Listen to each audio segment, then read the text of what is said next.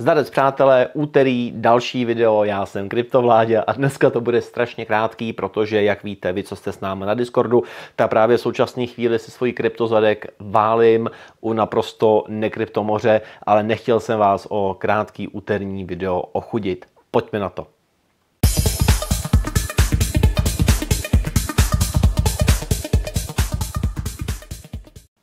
Dneska se budeme v rychlosti bavit o kosmosu, protože kosmos je téma posledních týdnů a měsíců. OK, mluví se kolem toho hodně, viděli jsme graf v těch minulých týdnech. Musím říct, že po tom, co ten kosmos pumpoval proti všemu absolutně, tak jsem začal dokonce vozívat lidi, kteří byli navěženi v polce.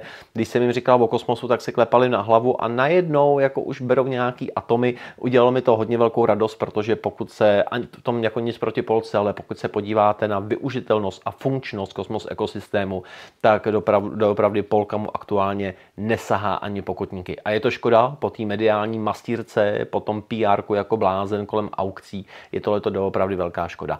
Nicméně kosmos se dostává do hledáčku velkých hráčů a to je něco, co je hodně zajímavý.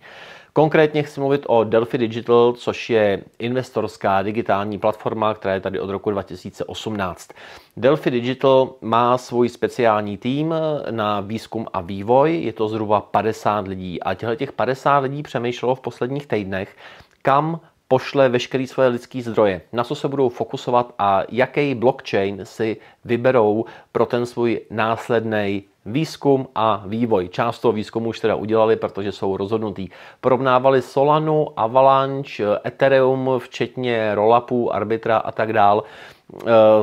Polku taky tam měli, teď se díváte na tabulku, co všechno zkoumali a závěrem strašně dlouhý, asi já nevím, 15stránkový zprávy Delphi Digital, kterou vám dávám dolů do popisku. Můžete si ji za domácí úkol přečíst, než se vrátím z dovolený a můžeme se o ní třeba příští týden na streamu pobavit.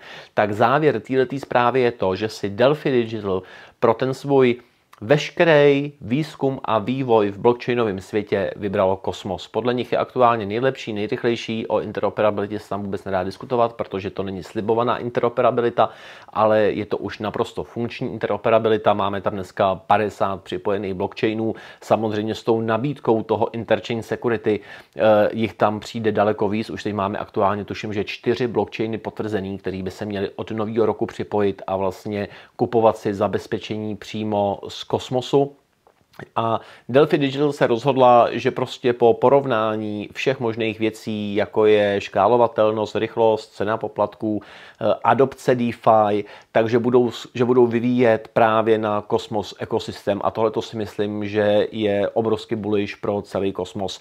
Delphi se primárně zajímá o DeFi, který na kosmosu běží. Samozřejmě Delphi i v té své zprávě píše, že největší množství decentralizovaných aplikací a aplikací pro decentralizované finance je spuštěný na Ethereum. Nicméně ten výzkumný tým, který samozřejmě zkoumal i Ethereum, zkoumal všechny ty blockchainy z té tabulky a porovnávali mezi sebou, se prostě rozhodl, že do budoucna pro ně dává smysl investovat do kosmosu.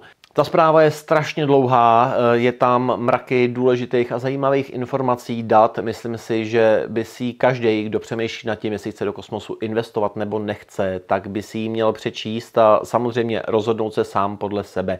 Nicméně ukazuje nám toto, že to, aby se velký fondy, velké firmy, velký hráči začali zajímat o blockchain, tak nutně nemusí být v top 10, protože samozřejmě všichni to stavili na Solaně, ono se blbě staví, když vám to 3krát do měsíce vypnou a je vidět, že kvalitní blockchain, kvalitní architektura té sítě a to, co těm lidem dává, tak ještě nutně nemusí znamenat to, že ten coin je v top 10 a jsou už tady dneska opravdu týmy, který si jsou schopní všimnout slušného luxusního ekosystému, který je dávno mimo tu top 10.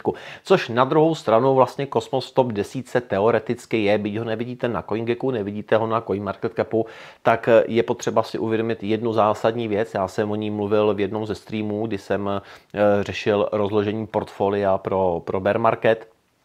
Pokud chcete investovat do Etherea, máte prakticky šanci koupit si pouze Ether a čekat a víte, že ty projekty, které tam jsou, pokud nechcete držet nějaký jako reward projekt, reward tokeny jednotlivých projektů, tak víte, že když ty projekty budou mít úspěch, tak se tam bude používat ten Ether, bude se s ním platit ten gas a sekundárně se to musí v ceně Etherea objevit. Tohle to platí prakticky u všech blockchainů, ale u Kosmosu je to prostě jinak. Jestli chcete investovat a být zaháčkovaný v tom Kosmos ekosystému, tak vám vlastně nestačí koupit Atom, protože bez Atomu budou všechny ty ostatní blockchainy fungovat, IBC transfery budou fungovat, Atom to pouze vymyslel a ostatní blockchainy na tom staví.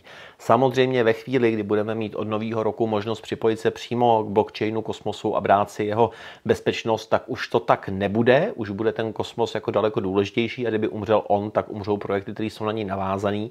Nicméně v současné době můžete mít třeba jenom Juno, jenom FMOS, jenom Secret, jenom Kujiru, cokoliv a vlastně je vám jedno, jak se chová ten zbytek. Což znamená, když chcete nějakým způsobem rozumně investovat do Kosmos ekosystému, tak vám vlastně nestačí mít jenom Atom, ale je asi dobrý mít nějaký pozice i v těch vlajkových projektech, vlajkových blockchainech, který v té Kosmos rodině jsou. A v tu chvíli bychom vlastně mohli říct, že to, aby jsme byli schopni dát dohromady celou hodnotu Kosmos ekosystému, tak vlastně musíme sečíst hodnoty těch jednotlivých blockchainů, na kterých to stojí a padá.